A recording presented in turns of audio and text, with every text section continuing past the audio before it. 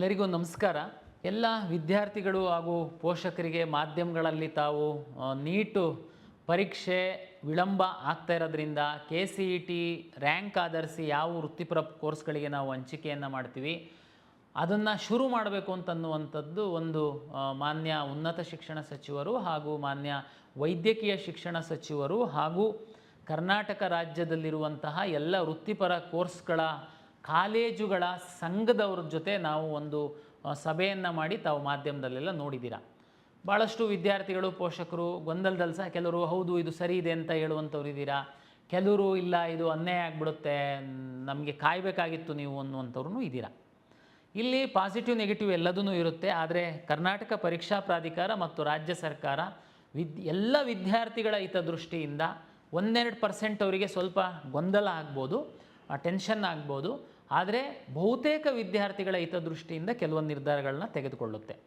ನಾವು ಪ್ರಾಧಿಕಾರದ ವತಿಯಿಂದ ಎಲ್ಲ ವಿದ್ಯಾರ್ಥಿಗಳ ಹಿತರಕ್ಷಣೆಗೆ ಏನೆಲ್ಲ ಮಾಡಬೇಕು ಅಂತನ್ನುವಂಥದ್ದನ್ನು ನಾವು ಸಿದ್ಧತೆಯನ್ನು ಮಾಡಿಕೊಳ್ತಾ ಇದ್ದೀವಿ. ಮಾಧ್ಯಮಗಳಲ್ಲಿ ವರದಿ ಆಗಿರುವಂಥದ್ದು ಎಲ್ಲ ಪೋಷಕರಿಗೆ ಕೆಲವರಿಗೆ ಬೇರೆ ಬೇರೆ ಥರ ಅರ್ಥ ಆಗಿರುತ್ತೆ, ಕೆಲವರು ಗೊಂದಲಕ್ಕೊಳಗಾಗಿರ್ತೀರ. ಹಾಗಾಗಿ ಪ್ರಾಧಿಕಾರದ ಮುಖ್ಯಸ್ಥನಾಗಿ ನಾನು ಒಂದು ಸಭೆಯಲ್ಲಿ ಏನು ತೀರ್ಮಾನ ಆಯಿತು, ನಾವು ಮುಂದಿನ ದಿನಗಳಲ್ಲಿ ಮೊದಲ ಬಾರಿಗೆ ಈ ಕಂಬೈನ್ಡ್ ಕೌನ್ಸಿಲಿಂಗ್ ಅಂತ ಇಲ್ಲಿವರೆಗೆ ಭಾಳ ದಿವಸದಿಂದ ಬರ್ತಾಯಿತ್ತು, ಮೊದಲ ಬಾರಿಗೆ ನಾವು ಸ್ಪ್ಲಿಟ್ ಮಾಡುವಂಥದ್ದು ಅಂತೇಳಿ. ತಮಗೆಲ್ಲರಿಗೂ ಗೊತ್ತಿತ್ತು ಅಂತಂದರೆ ಲಾಸ್ಟ್ ಇಯರ್ ಸಹ ನಾವು ಫಸ್ಟ್ ರೌಂಡು ಮೆಡಿಕಲ್ಲು ಡೆಂಟಲ್ಲು ಆಯುಷಿಂದುಕ್ಕಿಂತ ಮೊದಲೇ ನಾವು ಮಾಕ್ ರಿಸಲ್ಟ್ ಎಲ್ಲ ಅನೌನ್ಸ್ ಮಾಡಿದ್ವಿ. ಅಂದರೆ ತಾವೆಲ್ಲ ಆಪ್ಷನ್ ಎಂಟ್ರಿ ಮಾಡಿದ್ರಿ. ಹಾಗಾಗಿ ನಿಮಗೆ ಇದು ಪ್ರೊಸೀಜರ್ ಗೊತ್ತಿರುವಂಥವರಿಗೆ ಇದು ಏನು ಕಷ್ಟ ಅಲ್ಲ. ಬಟ್ ಆದರೆ ವಿಶೇಷವಾಗಿ ನಮಗೆ ಪ್ರತಿ ವರ್ಷ ಹೊಸ ವಿದ್ಯಾರ್ಥಿಗಳು ಬರೋದ್ರಿಂದ ಅವರಿಗೆ ಇದು ಹೊಸದಿರುತ್ತೆ.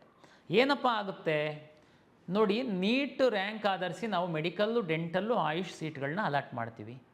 ಉಳಿದಂತಹ ಎಲ್ಲ ಕೋರ್ಸ್ಗಳಿಗೆ CET ರ್ಯಾಂಕನ್ನು ಆಧರಿಸಿ ನಾವು ಅಲಾಟ್ ಮಾಡ್ತೀವಿ. ಜೂನ್ 21ನೇ ತಾರೀಕು ನೀಟ್ ಪರೀಕ್ಷೆ ಇದೆ ಅಂತಂದರೆ ಕಳೆದ ವರ್ಷದ್ದನ್ನು ಲೆಕ್ಕ ಹಾಕ್ತು ಅಂತಂದರೆ ಜುಲೈ 21ರ ನಂತರ ನಮಗೆ ನೀಟ್ ಫಲಿತಾಂಶ ಬರ್ಬೋದು. ಅಲ್ಲಿವರೆಗೆ ಈ ಕೆಲವೊಂದು ಏನು ನಮ್ಮ ಇಂಜಿನಿಯರಿಂಗಿನ್ನೇ ಮಾಡಬೇಕು ಅಂತಿರುವಂಥವ್ರು, ವೆಟರ್ನರಿ ಫಾರ್ಮ್ ಸೈನ್ಸೇ ಮಾಡಬೇಕು ಅಂತಿರುವಂಥವ್ರು ಎಲ್ಲರನ್ನೂ ನಾವು ಕಾಯಿಸುವಂಥದ್ರಲ್ಲಿ ಯಾವುದೂ ಅರ್ಥ ಇಲ್ಲ. ಸರ್ ಇಲ್ಲ ಸರ್ ನಾವು ಮೆಡಿಕಲ್ಲೂ ಮಾಡಬೇಕು, ನೀಟ್ ಬರಿತಾ ಇದ್ದೀವಿ, ಒಂದು ವೇಳೆ ಸಿಕ್ಕಿಲ್ಲ ಅಂದರೆ ಪ್ಲಾನ್ ಬಿ ನಾವು ಇಂಜಿನಿಯರಿಂಗ್ ಹೋಗಬೇಕು. ಓಕೆ, ನೀವು ಏನು ಚಿಂತೆ ಮಾಡೋದು ಬೇಡ.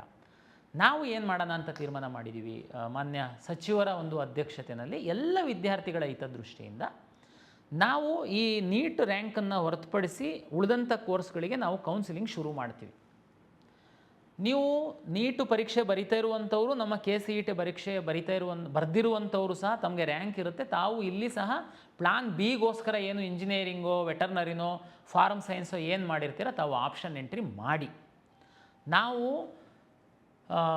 ಉದಾಹರಣೆಗೆ ತಮಗೆಲ್ಲ ಗೊತ್ತಿದೆ, ಫಸ್ಟ್ ರೌಂಡು ಕನಿಷ್ಠ 30-40 ದಿವಸ ಸಮಯ ಬೇಕಾಗುತ್ತೆ ನಮಗೆ ಫಸ್ಟ್ ರೌಂಡ್ ಮಾಡುವಂಥದ್ದಕ್ಕೆ. ಯಾಕೆ ಅಂತಂದರೆ ಆಪ್ಷನ್ ಎಂಟ್ರಿಗೆ ಸಾಕಷ್ಟು ಸಮಯ ಕೊಡಬೇಕು, ಜೊತೆಗೆ ಮಾಕ್ ರಿಸಲ್ಟನ್ನು ನಾವು ಪಬ್ಲಿಷ್ ಮಾಡಬೇಕು. ಮಾಕ್ ರಿಸಲ್ಟ್ ಆದಮೇಲೆ ಮತ್ತೆ ತಮಗೆ ರೀಅರೇಂಜ್ ಮಾಡ್ಕೊಳ್ಳುವಂಥದ್ದಕ್ಕೆ ಅವಕಾಶ ಕೊಡಬೇಕು. ಅದ್ರ ನಂತರ ಪ್ರಾವಿಷನಲ್ ರಿಸಲ್ಟ್ ಮಾಡಿ ನಾವು ಫೈನಲ್ ರಿಸಲ್ಟು, ಅಂದರೆ ಮಿನಿಮಮ್ ನಾವು ಏನೇ ಪ್ಲ್ಯಾನ್ ಮಾಡ್ತು ಅಂತಂದ್ರೂ 30-40 ಡೇಸು ಫಸ್ಟ್ ರೌಂಡಿಗೆ ನಮಗೆ ಬೇಕಾಗುತ್ತೆ. ಅಂದರೆ ಲೆಕ್ಕ ಹಾಕಿ 21ನೇ ತಾರೀಕು ನೆಕ್ಸ್ಟ್ ಮಂತ್ ಇದೆ ನೀಟು, ಆಗೋಗ್ಬಿಡುತ್ತೆ. ಈ ವಿದ್ಯಾರ್ಥಿಗಳು ಈಗ ನೀಟ್ ಪರೀಕ್ಷೆ ಬರೀತಾ ಇರೋರು ಆಪ್ಷನ್ ಎಂಟ್ರಿ ಮಾಡೋದಕ್ಕೆ ಈಗ ನಾನು ಮುಂದಿನ ವಾರದಲ್ಲಿ, ಅಂದರೆ ಈ ವಾರದಲ್ಲಿ ಏನಾದರೂ ಅಂತ್ಯದಲ್ಲಿ ನಾನು ಫಲಿತಾಂಶ ಕೊಟ್ಟು ಮುಂದಿನ ತಿಂಗಳು ಫಸ್ಟ್ ವೀಕಲ್ಲಿ ನಾನೇನಾದರೂ ಆಪ್ಷನ್ ಎಂಟ್ರಿ ಶುರು ಮಾಡಿದರೆ ನೀಟಿಗೆ ಪ್ರಿಪ್ರೇಷನ್ ಮಾಡ್ತಾ ಇರುವಂಥದ್ದಕ್ಕೆ ಏನು ತಾವು ಕಾಲೇಜುಗಳಲ್ಲಿ ಕೂತಿದ್ದೀರಲ್ಲ, ನಿಮಗೆ ಸ್ವಲ್ಪ ಗೊಂದಲ ಡಿಸ್ಟರ್ಬ್ ಆಗುತ್ತೆ. ಏನು ಚಿಂತೆ ಮಾಡೋಕ್ಕೆ ಹೋಗಬೇಡಿ, ನೀವೇನು ಆಪ್ಷನ್ ಎಂಟ್ರಿ ಮಾಡ್ತೀರಾ ಮಾಡಿ. 21ನೇ ತಾರೀಕು ಏನಿದೆ ಆ ರೇಂಜಲ್ಲೇ ನಮ್ಮದು ಮಾಕ್ ರಿಸಲ್ಟ್ ಏನಾದ್ರೂ ಬರ್ಬೋದು. ತಮಗೆಲ್ಲ ಗೊತ್ತಿದೆ, ಮಾಕ್ ರಿಸಲ್ಟ್ ಬಂದಾದಮೇಲೆ ಸಹ ನೀವು ಮೇಲೆ ಕೆಳಗೆ ಎಲ್ಲ ಮಾಡ್ಬೋದು, ಹೊರಗಿನ ಆಪ್ಷನ್ ಎಂಟ್ರಿ ಮಾಡ್ಬೋದು, ಎಲ್ಲ ಮಾಡೋದಕ್ಕೆ ಅವಕಾಶ ಇರುತ್ತೆ. ಹಾಗಾಗಿ ನೀಟ್ ಪರೀಕ್ಷೆಗೆ ಬರಿತಾ ಇರುವಂತಹ ವಿದ್ಯಾರ್ಥಿಗಳು, ಪೋಷಕರು ನೀವು ತುಂಬ ಇದಕ್ಕೆ ಟೆನ್ಷನ್ ಮಾಡ್ಕೊಳ್ಳೋದಕ್ಕೆ ಹೋಗಬೇಡಿ. ನಿಮಗೆ ಯಾವುದೇ ರೀತಿ ಗೊಂದಲ ಅನ್ಯಾಯ ಆಗದಿಲ್ದಿರೋ ಥರ ನಾವು ಕೌನ್ಸಿಲಿಂಗ್ ಕಂಡಕ್ಟ್ ಮಾಡೋದಕ್ಕೆ ಪ್ಲ್ಯಾನ್ ಮಾಡ್ತೀವಿ. ಓಕೆ ಸರ್, ಹೆಂಗೆ ರಿಸಲ್ಟ್ ಬಂದಿರಲ್ಲ, ಓಕೆ ನೀವು ನಮಗೆ ಎಂಟ್ರಿ ಮಾಡಿಬಿಡ್ತೀರಾ, ರಿಸಲ್ಟ್ ಬಂದಿರಲ್ಲ ನೀಟ್ತು, ನಾವು ಮೆಡಿಕಲ್ ಹೋಗಬೇಕಾಗಿರುತ್ತೆ, ಇಲ್ಲೊಂದು ಸೀಟು ಅಲಾಟ್ ಆಗಿಬಿಟ್ಟಿರುತ್ತೆ, ಏನು ಮಾಡೋದು?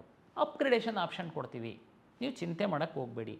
ಉದಾಹರಣೆಗೆ ನಾವು ಪ್ರೀ ರೌಂಡ್ ಅಂತ ಒಂದು ಮಾಡಬೇಕು ಅಂತೇಳಿ ನಾವು ಈ ಸರಿ ಪ್ಲ್ಯಾನ್ ಮಾಡ್ತಾಯಿದ್ದೀವಿ. ಪ್ರೀ ರೌಂಡಲ್ಲಿ ಯಾರು ನಾನು ಪಕ್ಕ ಉದಾಹರಣೆಗೆ ಯಾವುದೋ ಒಂದು ಇಂಜಿನಿಯರಿಂಗ್ ಕಾಲೇಜಿಗೆ ಹೋಗಬೇಕು ಅಂತೇಳಿ ಇರುತ್ತೆ, ಅಲ್ಲಿಗೆ ಮಾತ್ರ ಹೋಗೋನು ಹೋಗ್ತಾನೆ. ನಾನು ಇದನ್ನು ನಿಮಗೆ pre round, first round, second round, ಏನು ಆಪ್ಷನ್ಸ್ ಇರುತ್ತೆ, ಏನು ಚಾಯ್ಸಸ್ ಇರುತ್ತೆ ಎಲ್ಲ ನಾನು ಡಿಟೇಲಾಗಿ ನೆಕ್ಸ್ಟು ಮುಂದಿನ ಕೌನ್ಸಿಲಿಂಗ್ ಶುರುವಾದಾಗ ಹೇಳ್ತೀನಿ. ಈಗ ನಾನು ಹೇಳುವಂಥದ್ದು ಏನು ಅಂತಂದರೆ, ಕೌನ್ಸಿಲಿಂಗ್ ನೀಟ್ ಫಲಿತಾಂಶ ಬರೋದಕ್ಕಿಂತ ಮೊದಲು, ನೀಟ್ ಪರೀಕ್ಷೆ ಬರೆಯೋದಕ್ಕಿಂತ ಮೊದಲು ನಾವು ನೀಟ್ ಆಧರಿಸಿ ಮಾಡುವಂಥ ಮೆಡಿಕಲ್, ಡೆಂಟಲ್, ಆಯುಷನ್ನು ಹೊರತುಪಡಿಸಿ ನಾವು ಕೌನ್ಸಿಲಿಂಗ್ ಶುರು ಮಾಡೋದಕ್ಕೆ ತೀರ್ಮಾನ ಆಗಿದೆ.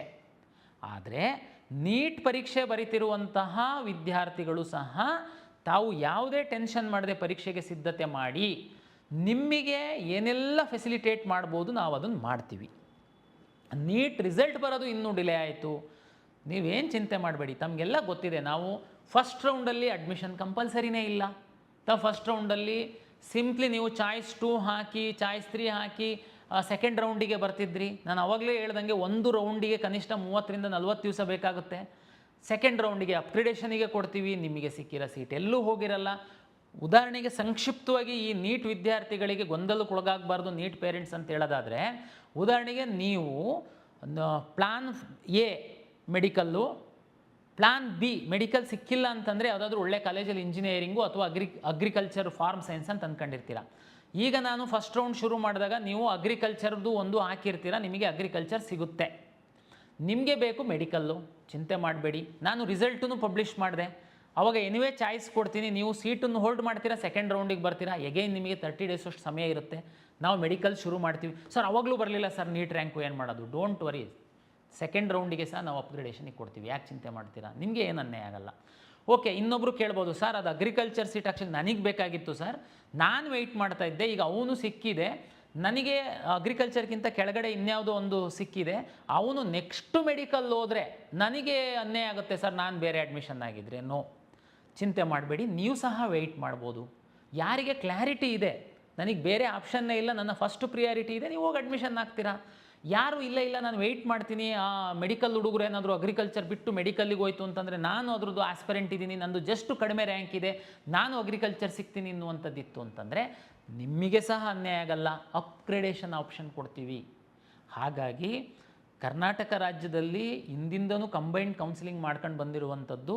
ಆದರೆ ಕಾಲಕ್ಕೆ ತಕ್ಕಂತೆ ಕೆಲವು ಬದಲಾವಣೆಯನ್ನು ಮಾಡಬೇಕಾಗುತ್ತೆ ನಾವು. ಆ ಹಿನ್ನೆಲೆ ಒಳಗಡೆ ನಾವು ಮಾಡ್ತಾಯಿದ್ದೀವಿ. ಹಂಗಂತೇಳಿ ಒಂದು ವರ್ಗದ ವಿದ್ಯಾರ್ಥಿಗಳಿಗೆ ಬಹಳ ದೊಡ್ಡ ಅನ್ಯಾಯ ಆಗುತ್ತೆ ಅಂತನ್ನುವಂಥದ್ದು ಏನು ತಾವು ಭಾವಿಸ್ಬೇಡಿ. ಎರಡೂ ವರ್ಗದ ವಿದ್ಯಾರ್ಥಿಗಳಿಗೆ ನಾವು ಅನುಕೂಲ ಆಗುವ ನಿಟ್ಟಿನಲ್ಲೇ ನಾನು ಡಿಸೈನ್ ಮಾಡ್ತಾಯಿದ್ದೀನಿ. ಹಾಗಾಗಿ ತಾವು ಧೈರ್ಯವಾಗಿರಿ.